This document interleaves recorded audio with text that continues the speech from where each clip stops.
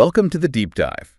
Today we're taking a really unique plunge into the lyrical universe of Chris Cornell. Yeah, it's exciting territory. When you think of him, that voice, right, that incredible soaring voice immediately comes to mind. Absolutely. Unmistakable. But what about the words? The actual poetry woven into those songs. Cornell wasn't just, a powerful singer. He was such a foundational figure in that late 80s Seattle scene. A cornerstone, really. Part of a movement that really intentionally rejected that polished pop sound for something raw, real, and deeply expressive. And his lyrics were just absolutely central to that honesty. Precisely. Our mission today really is to go way beyond just listening.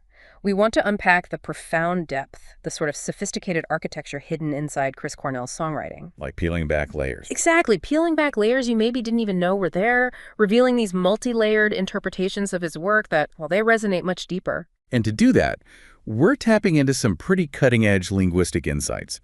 This isn't, your standard lit analysis. No, not at all. We're using a really comprehensive approach. It lets us zoom right in on his word choices, how he actually builds meaning. We've been looking at stuff like tracing words way back to their ancient origins. That's etymological analysis. Right, the history of the words themselves.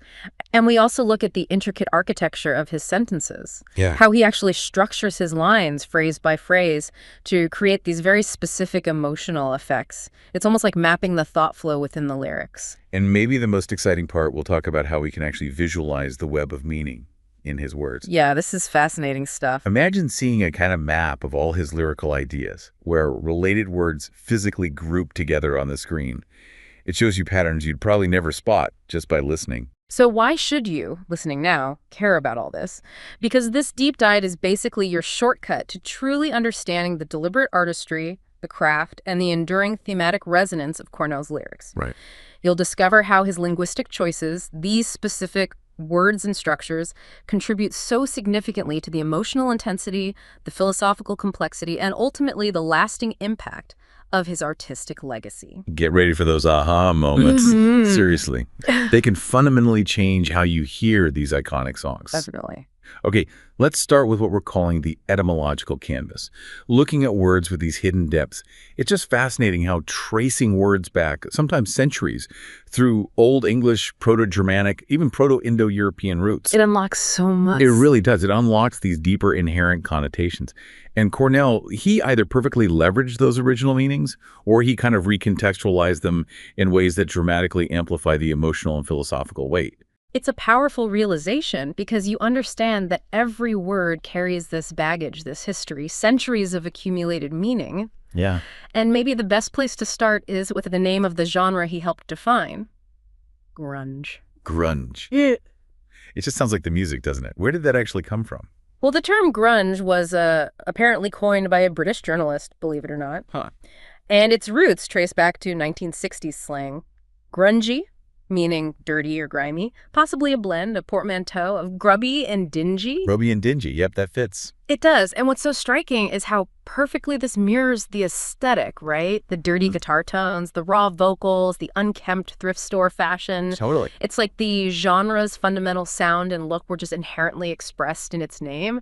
A real contrast to the clean, polished sounds of mainstream pop at the time. The sound literally is the word. That's incredible. Okay. Let's dig into some specific words from his lyrics now, because this is where those historical layers really deepen things. Take fear. Okay, fear. It originates from the Old English fair, which meant calamity, sudden danger. So originally, it was something external. Like a threat. Exactly, an objective threat, something that happened to you. But by the late 12th century, it evolved. It became this internalized psychological state of being afraid. Inside you. Right, so in Black Hole Sun, when he sings, "Hang my head, drown my fear," the etymology highlights how pervasive and internal this emotion has become. It suggests this deep, chronic inner struggle, not just a fleeting external danger. That adds a whole new dimension. It's not just a fear, it's the state of fear. Yay. Wow. Okay, what about pain? Pain, this one's interesting, comes from the Latin pona, meaning punishment, penalty. Punishment. Okay, that's different. It is. It adds this profound layer beyond just physical discomfort. So in Jesus Christ's pose, when he declares, "I would never feed you pain," you can interpret that as a rejection of imposing a consequence, a retribution. Like a moral stance. Exactly. It imbues it with this moral or even karmic weight, not just a physical sensation. It's like a conscious refusal to inflict suffering as some kind of justice or vengeance. So much more than just hurting. It's deliberate. And soul. That feels like such a core word in his more existential stuff. It absolutely is. And intriguingly, some etymological research suggests soul might be linked way back to roots, meaning coming from or belonging to the sea. The sea, wow. Yeah, hinting at this primordial elemental context. So when he sings about a soul breaking in Say Hello to Heaven, it's not just individual grief. It suggests a rupture of something deeply connected to fundamental ancient forces of existence. Okay, that gives me chills. It adds this cosmic, almost mythological tragedy to the suffering, doesn't it? It really does. Speaking of which, heaven, its meaning has shifted quite a bit too, hasn't it? Indeed. Heaven evolved from meaning just the visible sky or even a stone heavenly vault. You see that in Old English texts like Beowulf to the later Christianized idea of the place where God dwells. Right. But its ancient conceptualization as something inaccessible to mortals that introduces this poignant irony or sense of irreversible separation in Say Hello to Heaven. So when he says, say hello to heaven, It implies death is the only way in. It deepens those themes of loss, the finality of farewell. It's not just a hopeful wish, it's almost an acceptance of the only available path. that paints such a powerful picture of resignation. Okay, let's jump to alone. Alone. It's actually a contraction of the Old English all ein, or all enna, meaning wholly oneself, or all by oneself. Fully oneself. Yeah, so it signifies this profound, almost ontological isolation rather than just, being by yourself for a bit. More than just solitude. Much more. So in Like a Stone, when he sings, I'll wait for you there alone, the etymology emphasizes waiting as this complete isolated unit, a kind of fated or chosen self-sufficiency. A very intense kind of waiting. Okay, let's tackle Black Hole Sun. That title is such a striking oxymoron, but the etymology makes it even more potent, right? It really does. Because black, paradoxically, originates from Proto-Indo-European roots, meaning to burn, gleam, shine. Wait, black means shine. Originally, yes. That inherent contradiction is just central to the song. The black hole sun isn't just an absence of light, it's this consuming, transformative entity born from intense energy, a destructive force that paradoxically shines in its own terrifying way. That's wild. And then you juxtapose that with sun, this universal ancient symbol of life and constancy. It just amplifies those themes of existential dread, cosmic decay. It's like the universe is inverted. It's a linguistic knot that just tightens the dread. Okay. How about stone? We mentioned like a stone. Right. Stone is rooted in words meaning to stiffen. So it highlights rigidity, immutability, permanence. Makes sense. In the Audioslave song, Like a Stone, evokes that unyielding, unmoving presence, suggesting an eternal, fixed vigil. But there's another layer. Its historical meaning also includes monument to the dead. Like a gravestone. Exactly, which adds this profound layer of gravitas, implying a perpetual act of remembrance, not just waiting, but remembering. That makes it even heavier. Let's do a few more quick ones. Cage. Cage, historically, denoted a lockup, prison for petty offenders. So the rusty cage in the Soundgarden song becomes the symbol of long-standing decay, neglect, inescapable confinement, maybe for things that weren't even that serious to begin with. Trapped by something old and maybe trivial. Nail. Yeah. Like in Jesus Christ pose. Yeah, nail.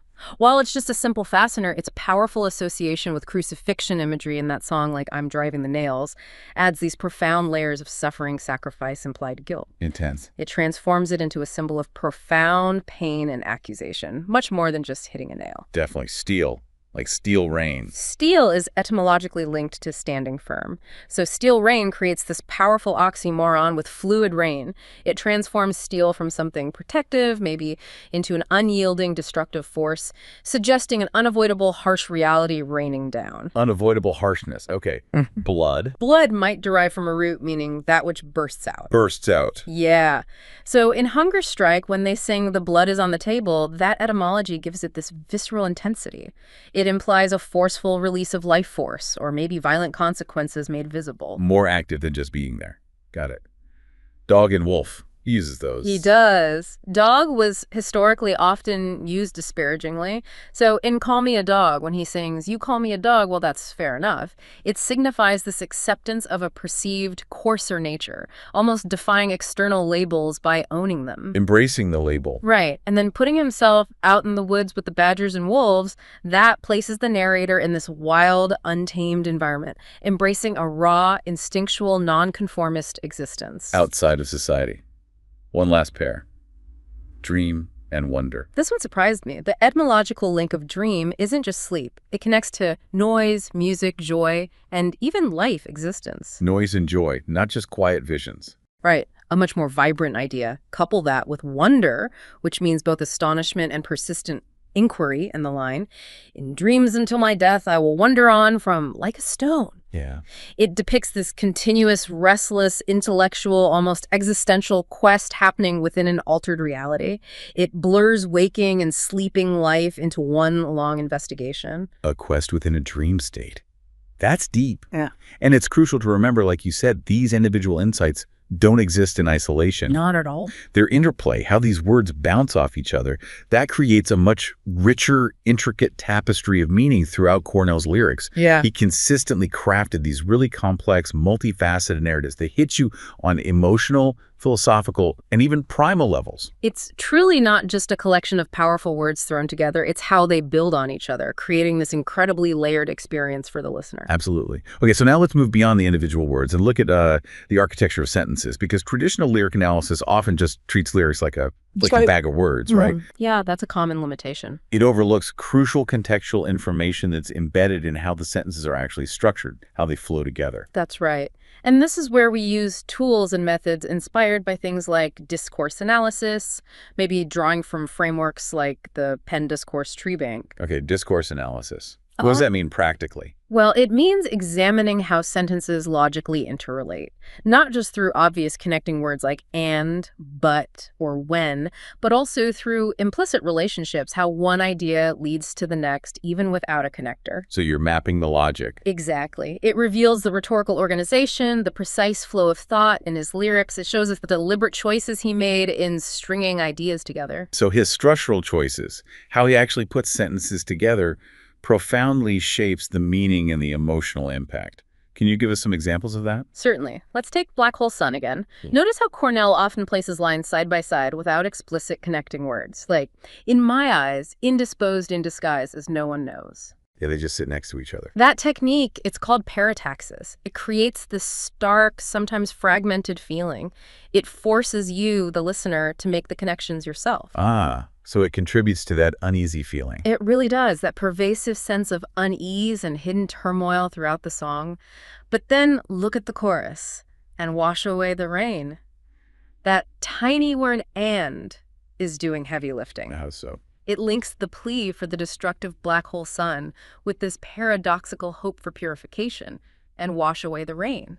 It creates this powerful, unsettling plea for salvation from an apocalyptic entity. So that and creates this really disturbing connection between destruction and cleansing. Chilling. Okay, what about Jesus Christ pose? The repetition is key, right, in your Jesus Christ pose. That acts as a structural anchor, almost like this recurring accusation hammering down. Yeah, you feel it pounding. But the shifts in the connecting words are critical. He moves from, and you stare at me, to, but you're staring at me like and then later, and I swear to you, shifts to, but you're staring at me like I'm driving the nails. The but. That but dramatically juxtaposes the speaker's claimed intent with this accusatory perception. It throws everything into conflict, emphasizing this profound misinterpretation, this gap between intention and perception. You can really feel the emotional weight building just through those structural choices. It's like a blueprint for the song's emotional journey. Precisely. That's a great way to put it. An architectural blueprint. Every structural choice seems to serve a purpose, guiding the listener through the emotional landscape of the song, ensuring maximum impact. It's not random. Okay, this is all fascinating. Now let's talk about something that sounds, well, pretty groundbreaking. Visualizing meaning. You mentioned this earlier. Imagine actually seeing the entire network of ideas in his lyrics. Yeah, it's a novel lens, for sure. We can actually map words and their meanings onto points in a kind of multidimensional space. Think of it like a constellation of words. The constellation. Words that are semantically similar or words that tend to appear in similar contexts in his lyrics, they get positioned closer together in this space. Their relationships, similarity, contrast, are represented by distances and angles between the points. So you can literally see how close pain is to alone, for example. Exactly. This approach is especially effective for exploring what some linguists call the fractal nature of language. Fractal nature, what does that mean? It means you see recurring patterns and relationships at different scales, from how individual words relate to how themes cluster across entire albums or even his whole career. Similar shapes and structures repeating. Okay, interesting. So you can literally see these relationships between ideas emerge from the data. What kinds of insights can this reveal that we might miss just by listening or reading? Well, for one, it's incredibly powerful for identifying deep thematic clusters.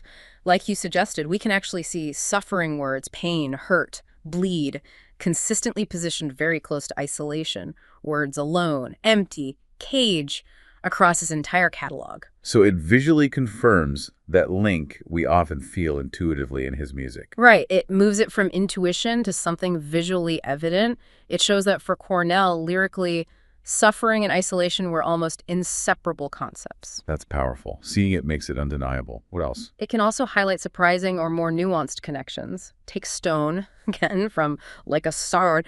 We talked about immutability, waiting. But in this semantic map, stone actually links surprisingly closely to concepts like endurance, maybe memory, and even memorialization. Ah, connecting back to the etymology. Exactly. It confirms those deeper etymological roots we discussed to stiffen. Monument to the dead, showing how deeply embedded those layers are in the song's meaning, far beyond just simple rigidity or waiting. The visualization brings it out. That's a perfect example of how the different analyses connect. Yeah. What about those powerful paradoxes like in Black Hole Sun? Can you see those too? Absolutely. That paradoxical etymology of black, remember, originating from roots, meaning to burn, gleam, shine, and its stark juxtaposition with sun. Yeah. That would be visually represented on this map as two semantically distant concepts, blackness and shining sun being forcibly pulled into close proximity. So you see the tension visually. Precisely.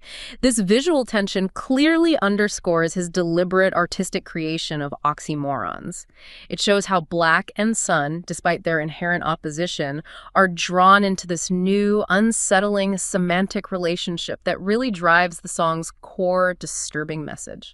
That's incredible seeing contradictions visually represented. Could this method even track, say, the evolution of his themes over his career, Soundgarden versus Audioslave versus solo? Yes, absolutely. The evolution of Cornell's lyrical themes can be visualized as shifts in the overall semantic landscape across time. How would that look? For instance, early Soundgarden work might show really dense clusters of words related to anger, rebellion, grime, confinement.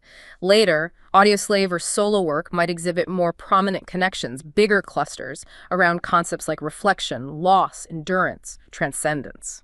So you get this data-driven picture of his changing focus. Exactly. Data-driven insights into how an artist's conceptual concerns evolve over their career. It can even potentially reveal a unique stylistic fingerprint. The characteristic distances and angles between common words might show Cornell's distinct linguistic signature compared to other songwriters. Wow.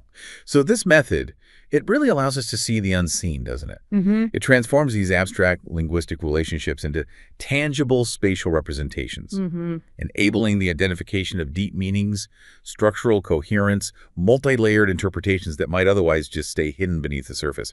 It just profoundly enriches our appreciation for Cornell's artistry. It really does. It's a testament, I think, to the fact that his linguistic choices weren't accidental. They created this incredibly rich and complex world of meaning for the listener, far beyond just a surface-level understanding.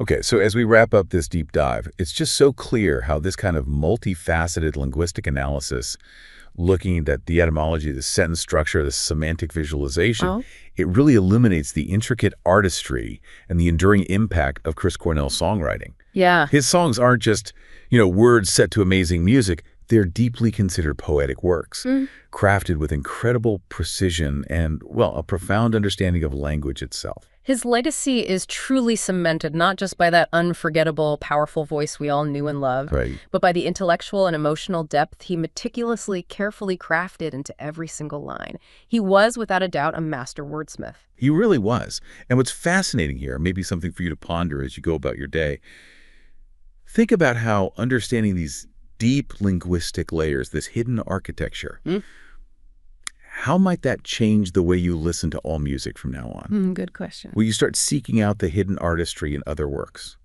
Listening not just for the melody or the beat, but for the profound history and the deliberate architecture of the words themselves. Something to think about.